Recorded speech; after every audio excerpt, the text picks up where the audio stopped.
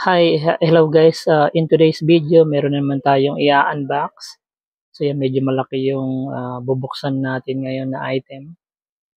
Yan, so gagamitan natin siya ng cutter kasi naka-bubble wrap siya.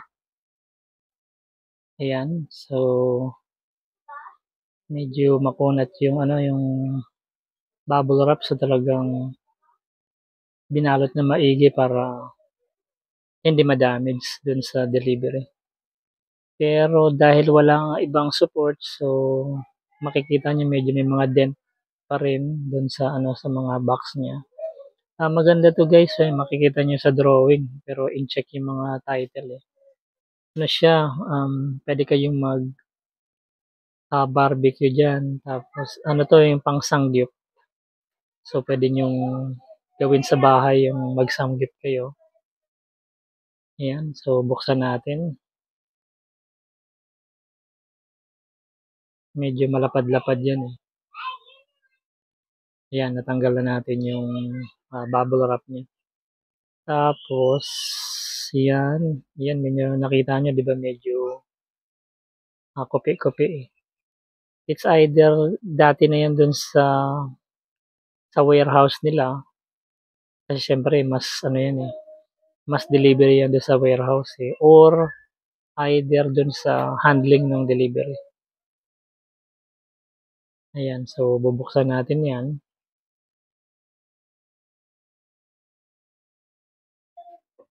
Okay, yan. So, yan yung pinakataas niya. May mga tape pa kasi para hindi talaga siya matuklap. Yan na yung yung item. Yan, umpisa na nating hugutin yung item sa labas. So, ito na po yun guys. So, nakita nyo. Yan. So, nakabalot pa yung medyo nakahiwalay pa yung niya. Hindi pa talaga siya nakakabit. So, ikaw na mag-assemble niyan. Parang yung niya eh, yung pinaka-plate niya, yung parang ginagamit sa sizzling plate. Yung kung nakakita na kayo nung sizzling plate pag kumakain kayo sa labas, ganun po yung pinaka surface o yung texture nung yung pinaka niya, lutuan. Yan, so dahil di pa nakakabit yung yung mga hawakan sa takip, so ikakabit natin yan. Meron naman siyang libreng diyan, yung maliit na parang pang screw. Yun, yung takip niya medyo nalilito pa tayo, kinakapa natin paano ikabit yan. Madali lang naman kasi nandiyan din naman yung screw. Pakabit nyo lang yan para syempre pag kailangan nyo magpakulo dyan din sa part na yan, mayroon kayong itatakip. So yan, iniisa-isa natin kung paano ikabit, medyo nakakalito kasi ganoon talaga kapag umpisa yung kinakapa natin yung pagkabit nung takip pa lang yan. Medyo okay naman siya yung yung physical appearance ng product. So recommended rin yung kumbaga sa physical, medyo okay naman siya, parang wala man ako diyang nakitang damage yung salamin, wala naman siyang yung tipak sa buo yung salamin. So ini-screw lang natin yan para yan pantakip, so may punch doon sa gilid. Ayan, so mahigpit na. Okay, so ready na yung hawakan, so pwede na yung itakip. Later, ite-testing natin yan kung talagang gumagana talaga yung na yan. Siyempre kapag bumili ka sa online, wala namang testing, hindi katulad kapag bumili ka sa site. Meron siyang pwede mo i-testing. Tapos yung gilid na yan, yun yung yung parang sahuran ng mantika. So kung may mga extra mantika na tumutulo, diyan aagos yan diyan. So pwede niyo yung ibalik. So hindi siya maglilik sa labas. Tapos yan yung takip. So kung magpapakulo ka dyan ng tubig o kaya yung noodles, tatakpan mo yan. Tapos ito namang na to, yan yung pinaka-gauge niya, yan yung control. Yan, pihit-pihitin mo. Yun yung nagkokontrol ng ano ng kuryente. So yan yung ano yung ikakabit mo diyan. So para pumasok yung kuryente diyan, yung pinaka main switchboard niya kumbaga tawagin. Yan yung magpapasok ng kuryente dun sa plate, sa pinaka. Yan yung pinaka heater niya. Yan ang kagandahan kasi ano siya removable. So kung in case na magkaroon ng problema, pwede mong tanggalin yung switch na yan. So yan, mukhang ready na yung ano natin, yung pinaka-sizzling plate. Dito susubukan natin kung umiinit talaga.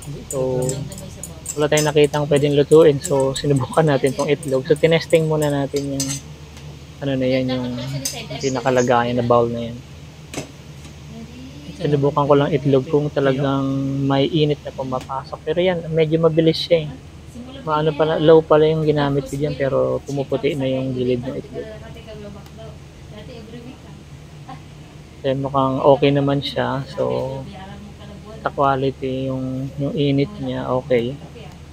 And then, susubukan naman natin yung pinaka, ito yan, lagyan natin ng oil, yung pinaka plate niya. Dito kasi pwede kayong magsangyup. Di ba sa sangyup, mahilig kayo magsangyup sa bahay.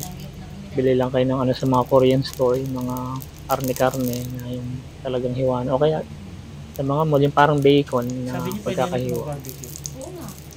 Yan, nilagyan natin ng oil. Tetestingin natin ngayon kung talagang gumagana. Pwede rin po kayo dyan mag-barbecue. Yan. So, nadadama natin dyan yung init eh. Parang umaalingaso na yung init. So, ibig sabihin talagang ano, may init na pumapasok. Ipatak natin yung itlog niya sa ibabaw. Yan, naprito. So, yan guys. So, talagang ano, okay yung ano niya, yung heater. Ayan. Tumusok-pusok pa. Tapos after nyan, ilalabas natin yung itlog na yan dyan. So ipapatong natin yan, ibabaliktad natin. Tapos tetestingin natin yan na magluto ng ano. Yung noodles po yung susubukan natin yan. So tatanggalin muna natin yung mga yan. So yan, nakita nyo naman na prito. So kung magluluto kayo ng karne, siyempre pag karne medyo mas maano yan, mas matagal maluto kaysa sa itlog. So yung ano na yun, yung kinabit na gauge, merong adjustment yan ng ano ng power. Kung gusto mo mas malakas, so ma-adjust mo yan. Kasi sobrang init na rin yan kapag tumatagal, nararamdaman mo na rin yung singon. So yan, di pa tayo nasayahan dun sa iba, nilagyan pa natin. Para lahat ng part talaga niya gumagana. So, ibig sabihin yung init is nadi-distribute dun sa pinaka-plate. Ano to, mainit yan pag ano, kasi ano yan, yung parang yung katulad nga dun sa sizzling plate na ginagamit sa mga katulad sa SM. Hindi siya lalamig, no? Hindi lalamig. Buksan mo yung ano, yung sarado na ulit. So ngayon, ang gagawin natin dyan, dahil ano, na-testing na natin yung init ng ano ng pinaka-plate. And, ilalabas natin yung ano yung itlog niya yun sa ano. Kasi siyempre ano yun, pabilog, so yung ilalim lang yung naluluto niya. Kaya yung ibabaw na yung natira is sinasalok natin yan palabas. Yan.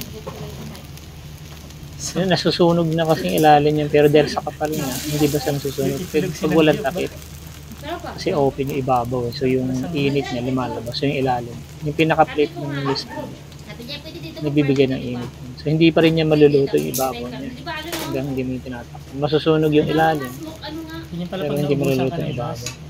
Kaya ginagawa natin yan, ginalagay-lagay natin dyan sa plate. Parang lalaro lang kayo.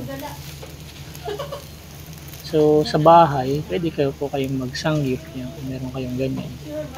So, kung namamahal lang kayo dun sa, sa labas, kumain sa sangyupan, atat na kayo kumain ng magsangyup. Pwede nyo yung ganyan. Siyempre, pang ano nga yan? Hindi pa rin tayo natatapos. Ang kapal, ibaliktad mo na kasi. Kapal kasi, no? Ito na yan, baliktad mo. Tingnan, sarap na ulan. Hindi ka na wala ng kuryente. Nabusa kami ng gas. Yan. Umalis ka pala. Tapos, Luto na siya. aangatin na natin. Babalik ta rin na lang. Galit Hindi kasi Konti makapal lang lang. no. Kaya Opo. siguro. Pangalit ang amo mo.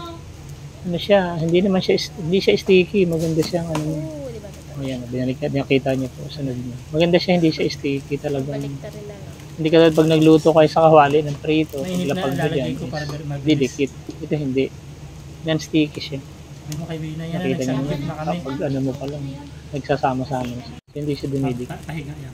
So ngayon susubukan natin siya sa noodles yan. Nakita niyo po. Diba kumukulo? So i-control niyo lang po yan dun sa gauge niyo. So ngayon tetestingin natin siya sa noodles. Yan talagang ano, talagang totoong nakakaluto siya kasi nakita niyo naman yung usok na yan. Nag-evaporate. Is dyan, mainit. Ayan. So, Mainit.